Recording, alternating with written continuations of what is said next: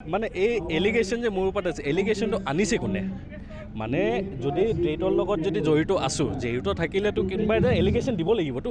সেই এলিগেশ্যন দিয়া মানুহজন কোন? কাৰণ মই এতিয়ালৈকে যিমান শুনি আছোঁ অকল নিউজতে শুনা পাই আছোঁ।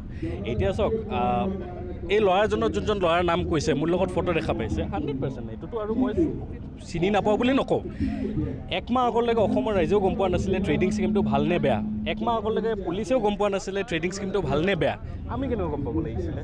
চ' ট্ৰেডিং যেতিয়া আমি আগতে কেনেকুৱা জানো, ট্ৰেডিং কৰে মানে ভাল পইচা থকা ল'ৰা, ট্ৰেডিং কৰে ষ্টক মাৰ্কেটত পইচা লগায়, আমি এইখিনিয়ে জানো। এই যে তাৰে মাজত কি কি বস্তু জড়িত হৈছে সেইখিনি অসম পুলিচে যেতিয়া গম পোৱা নাছিলে, আমিতো গম পোৱাৰ একো কথাই নাছিলে। আৰু প্লাছ আমি যেতিয়া বেলেগ বেলেগ জেগাত যাওঁ, আমি বহুত মানুহ লগ পাওঁ। আজি এইজন ল'ৰাই মই জানাত লাষ্ট 3-4 বছৰৰ পৰা কাম কৰি আছে, মই যিমান মিডিয়াত পাইছোঁ। মই সেই ল'ৰাজনক চিনি পাইছোঁ লাষ্ট 6 মাহ আগত।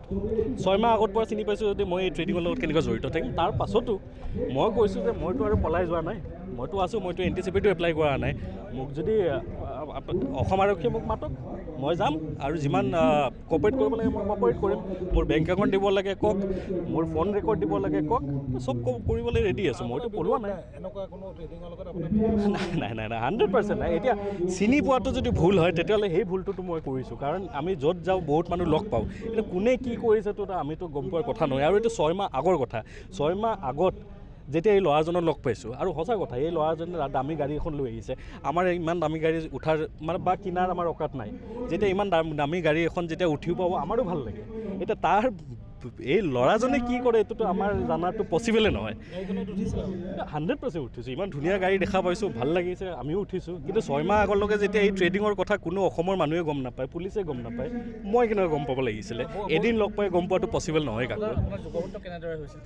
কি ক'লে? আমি যেতিয়া ইউথ জোৰো যাত্ৰা বুলি এটা প্ৰগ্ৰাম আমি কৰিছিলোঁ বৰাকবেলিত, তেতিয়া মই ফাৰ্ষ্ট টাইম লগ পাইছিলোঁ।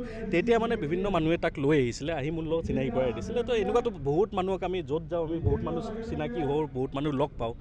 তো লগ পোৱাটো তাত গাড়ীত উঠাটো ভুল হ'ব পাৰে মোৰ, কিন্তু তাতকৈ বেছিতো আৰু একো নাই। আৰু তাৰ পাছতো মই কৈছোঁ না মই পলাই আছোঁ, না মই বেইলৰ কাৰণে এপ্লাই কৰিছোঁ।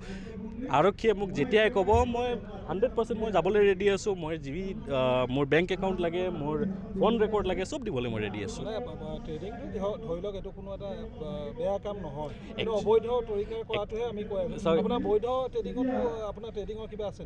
চাওক, মানে মোৰতো ভালকৈ এই ট্ৰেডিঙৰ নলেজে নাই।